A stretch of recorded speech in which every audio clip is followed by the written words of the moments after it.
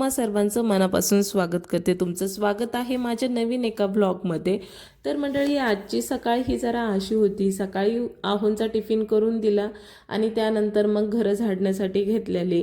रात्रीच मी सगळी प्रिपरेशन करून ठेवत असते, म्हणजे सकाळी अवघड जात नाही। मग बेड आवरून घेतला आणि त्याचबरोबर कपाट पण स्वच्छ करायला घेतलेलं। रोजच्या रोज त्याच्यावरनं हात मारला ना जास्त घाण होत नाही। ह्या रोजच्या सवयी आपली कामं खूप सोपी करतात।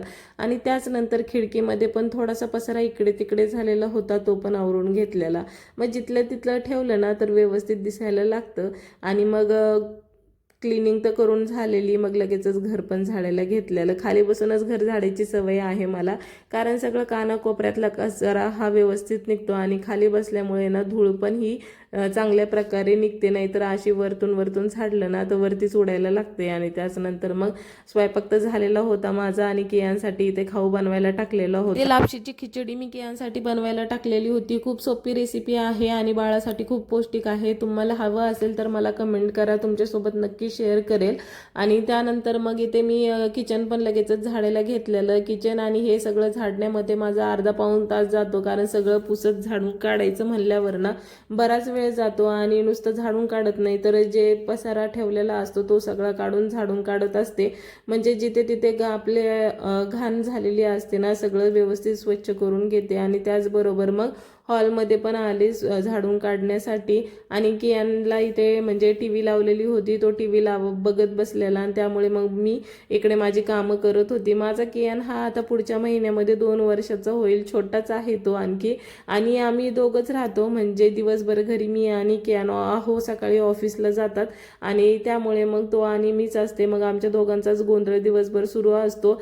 हॉल तर झाडून घेतला, मग घरासमोरचं पण स्पेस आहे ना एंट्रन्स, तो पण झाडून घेतली। ते वॉचमॅन तर रोज झाडून काढतात सकाळी आणि पुसूनही घेतात, पण मी माझ्या पद्धतीने परत एकदा झाडून काढते आणि नंतर पुसून पण घेते। झाडून घर तर झाडून झालं होतं, मग माझी बाल्कनी राहिली होती स्वच्छ करण्याची। असं सुंदर असं ऊन येतं सकाळी सकाळी बाल्कनीमध्ये, कारण पूर्व साईडनी फ्लॅट आहे ना त्यामुळे सकाळचं कोवळं ऊन येतं आणि त्याचसाठी आम्ही ह्या साईडनी फ्लॅट घेतलेला आहे। कारण कोवळं ऊन आम्ही अगोदर राहत होतो ना त्या साईडनी म्हणजे पश्चिम दिशेला होतं, त्यामुळे तिकडे ऊन दुपारच्या वेळी यायचं आणि कोवळं ऊन कधी भेटतच नव्हतं। आणि कामाच्या गोंधळामध्ये मी काय सकाळी सकाळी खाली जात नव्हते सोसायटीमध्ये उन्हात बसण्यासाठी। म्हणलं आता चला आपलं स्वतःचं होत आहे तर तसंच करूया। आणि कियांच्या इथं दलिया बनून झालेला होता, स्वयंपाक ते सगळं झालेलं होतं आणि म्हणलं आता चला किचन क्लीन करायला घेऊया। तर मी हा मनी प्लांट ना ग्लासमध्ये लावला आहे, पण तो काही वाढतच नाही आहे। काय करू मी त्याच्यासाठी, मला काहीतरी सजेशन द्या।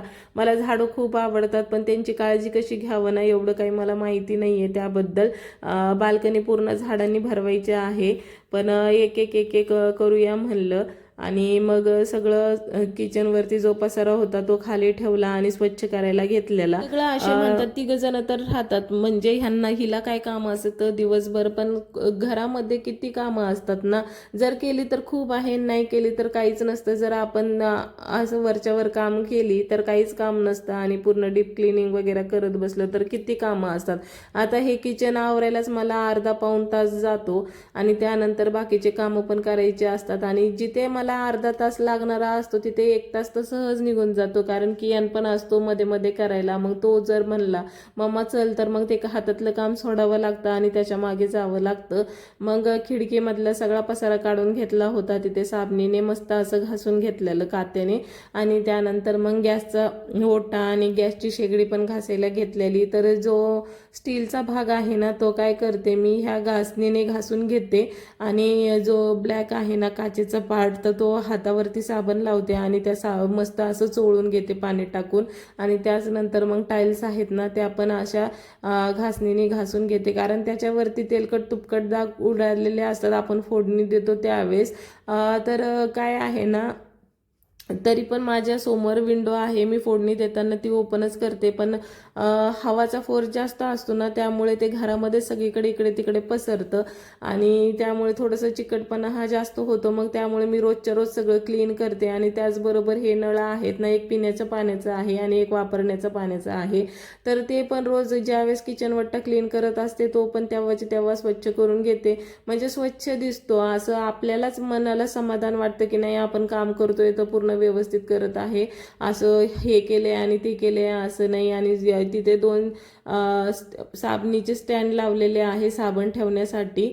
तर एकामध्ये मी हे घासणी ठेवते आणि एकामध्ये साबण ठेवते. तर तिथे पण मग ते सारखे हात लागत असतात, त्यामुळे ते पण घाण होतं. मग ते पण स्वच्छ करून घेतलं आणि सगळा किचन वट्टा घासून झालेला होता. मग लगेचच पाणी मारून घेतलं, कारण मग साबणीचे डाग पडतात, त्यासाठी पाणी मारून घेतलं आणि हातानेच, कारण मी स्वच्छ करत होते आणि कियान माझं वायपर घेऊन गेलेला आणि तो काही द्यायचं नावच घेत नव्हता. अगोदर वायपरने काढून घेत असते पाणी, पण आता तो घेऊन गेला होता ना, त्यामुळे हाताने काढून घेतला. आणि त्याचनंतर मग कॉटनच्या कपड्याने पण लगेच स्वच्छ करून घेते. आपण कपड्याने जेव्हा किचन वट्टा पुसतो ना, एवढा चकचकीत दिसतो ना, म्हणजे वायपरने पण निघतो, पण त्याच्यावरती पाणी पूर्णपणे ड्राय होत नाही लवकर. आणि हा कॉटनचा कपडा आहे ना, त्यामुळे लगेच कोरडं होतं आणि इतकं स्वच्छ दिसायला लागतं ना, खूपच छान. आणि असं मनाला पण समाधान वाटतं की नाही, आपण काम केलंय तर खूप चांगलं केलं आणि सगळं करत होते. आणि त्याचबरोबर कियांकडे पण लक्ष द्यावं लागत होतं, कारण तो काही ना काही शांत बसला म्हणजे काही ना काही कुटाणा करत असतो, त्यामुळे त्याच्याकडे पण लक्ष देणं खूप गरजेचं असतं. मग 2 वेळा मी असं मस्त असा किचन वट्टा कपड्याने पुसून घेतलेला. आणि कपड्याने पुसत असताना इतर गोष्टी पण आपल्याकडनं पुसल्या जातात, त्यामुळे ते आणखीनच स्वच्छ प्रकारे मी दररोज माझा किचन वट्टा स्वच्छ करून घेत असते. किचन वट्टा तर मस्त असा स्वच्छ झालेला आहे बघा, तुम्ही पण बघू शकता किती सुंदर असा दिसत आहे. आणि त्याचनंतर मग माझे किचन वट्टा क्लीन झाल्यानंतर भांडे घासायला घेतलेले, कारण भांड्याची जाळी नसल्यामुळे मी काय करत असते, अगोदर किचन कट्टा स्वच्छ करून घेते आणि त्यानंतर भांडे घासायला घेत असते. अगोदर पोलपाट घासून घेतलेला, एकत्र भिजत घातलेला नव्हता, कारण तो बुरशी लागते त्याला, त्यासाठी.